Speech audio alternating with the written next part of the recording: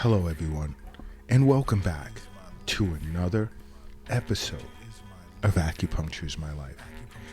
Now, in this episode, I want to continue with my discussion on chest and cardiac pain because there are a few more patterns from an acupuncture perspective that correlates with biomedical causes of chest and cardiac pain.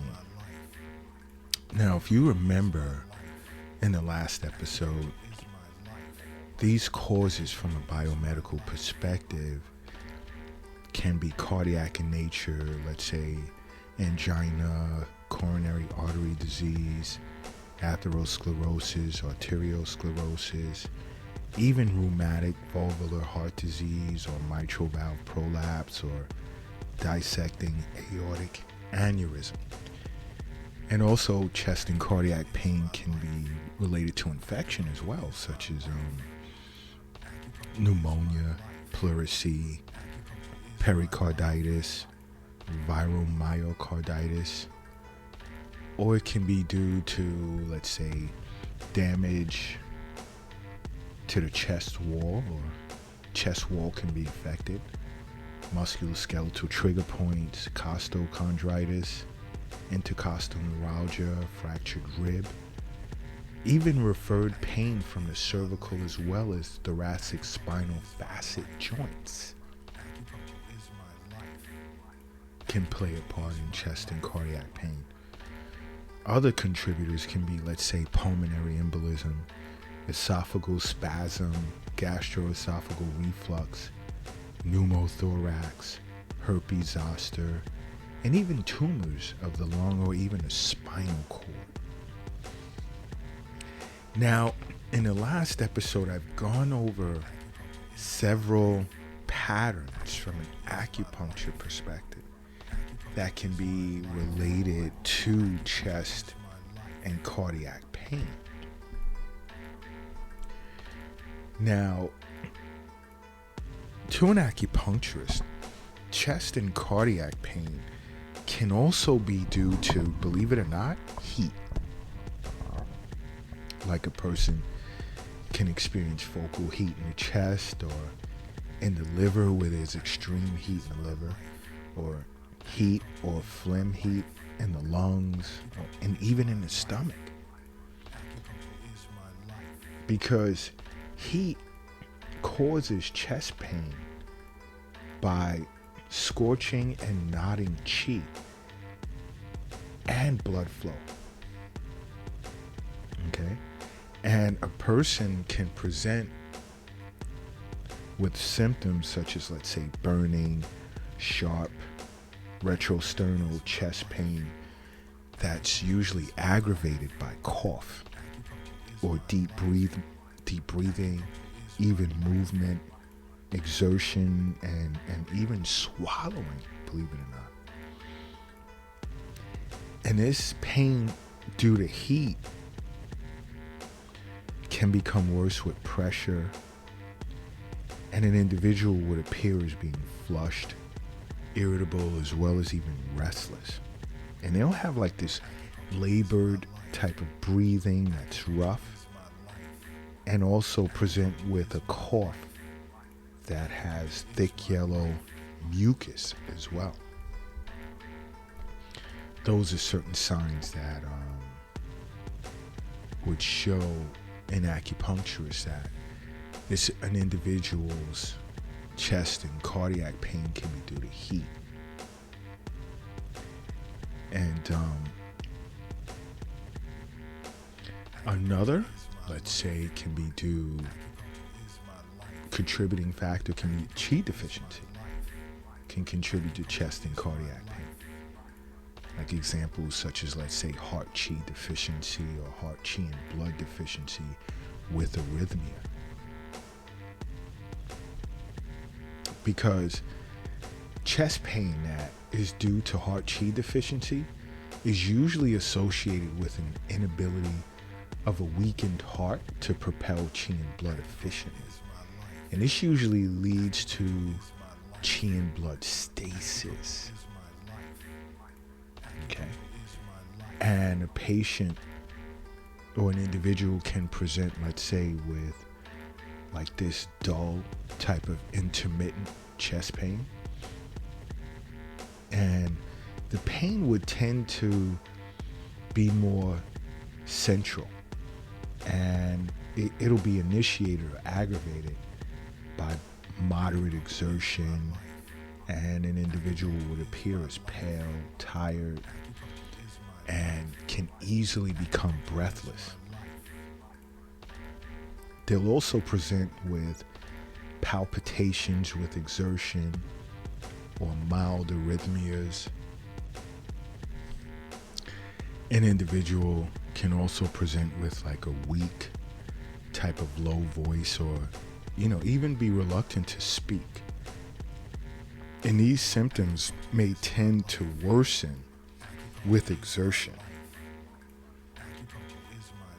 And those are signs that, to an acupuncturist, their chest and cardiac pain may be due to qi deficiency. Another, when it comes to yin and yang, it can be due to yin deficiency. Let's say heart yin deficiency, which can be acute following a certain type of illness. Heart qi and heart yin deficiency with arrhythmia, or heart and liver yin deficiency with constrained or stagnant qi. Why? Because heart yin deficiency tends to cause chest pain in two ways, right? One is the heat from deficiency tends to concentrate body fluids in blood. And you see, the increased viscosity of fluids in blood would tend to impede circulation, which would then lead to a degree of qi and blood stasis. And there would be moderate discomfort and pain as a result of this stasis. And it'll be tied to uncomplicated yin deficiency. So an acupuncturist would then look for, let's say, or check to see if there's intermittent, mild to moderate chest pain and discomfort that tends to feel hot or burning or suffocating. And check to see if an individual is presenting with this type of chest or cardiac pain that tends to be more apparent at night.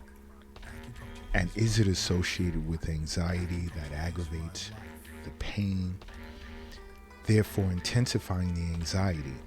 Okay?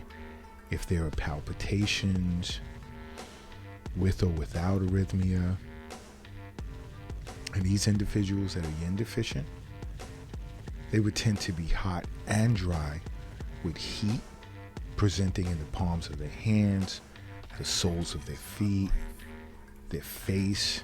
There'll be like this malar flushing along with night sweats. See, these are signs to an acupuncturist that yin deficiency is the cause of chest and cardiac pain. There'll be like generalized dryness in the mouth and throat, skin, mucous membranes. There'll also be dry stools. The person would even be constipated. And along with, issues of anxiety, there'll be restlessness, irritability, insomnia, dizziness. There could potentially be tinnitus. And to an acupuncturist, yin deficiency is what's contributing to the chest and cardiac pain. You see, an acupuncturist in this case can, let's say, nourish a person's yin and fluids and restrain their yang, strengthen and nourish the heart, and calm their shen to sort of alleviate this chest and cardiac pain. See, you have to understand, an acupuncturist understands that health is wealth. We know that the wealth is not in the stock market or bank. It's not in a safe. It's not in your pocket or purse. It's not under your mattress. It's not in the shoebox in the closet. It's not under the doghouse in the backyard. We understand that it's in you. And guess what? Now, to complete the yin and yang aspect of things, chest and cardiac pain to an acupuncturist can also be due to yang deficiency. Let's say such as heart yang deficiency or heart and kidney yang deficiency with edema or collapse of heart yang. All right? You see, heart yang deficiency is at the root and of the most severe and fatal types of chest pain. And an acupuncturist thoroughly understands that. See, when heart yang is deficient, it gives rise to cold, which at a certain point of its severity tends to congeal blood and freezes the heart into inactivity, which can possibly be fatal, resulting in severe and prolonged pain. Because you see, to an acupuncturist, the lack of yang propulsion also leads to the slowing and stoppage of blood and blood stasis. All right? And an individual may present with, let's say, a suffocating feeling or a stifling sensation in their chest, a sort of like tightness or dull type of chest pain that tends to be provoked by exertion as well as exposure to cold. And there are periods where, let's say, an individual going through or experiencing chest and cardiac pain, it can be like severe and it could radiate through to their back. And the patient, they'll tend to be cold and clammy and have an aversion to cold, and they'll be pale and lethargic. And they'll be like, let's say, breathlessness on exertion or with exertion. They may experience wheezing. You know, there can potentially even be like, let's say, pitting edema with scanty urine, with frequent urination and nocturia. There can potentially be intermittent palpitations or arrhythmia with lower back pain that tends to be cold and weak. So to an acupuncturist, these symptoms may indicate that chest and cardiac pain can be due to yang deficiency. And these are the things that seeing an acupuncturist on a regular basis, along with your annual visits to seeing your physician, you see, an acupuncturist would explain all of this to you relative to your constitution, because everyone's constitution is different. It's not a one size fits all. Here, this is what we'll do for you because this is what we'll do as a treatment protocol for everyone with this type of disorder. It doesn't work like that with an acupuncturist, which is why I'm constantly saying, make acupuncture a part of your life, because acupuncture is my life. What's yours?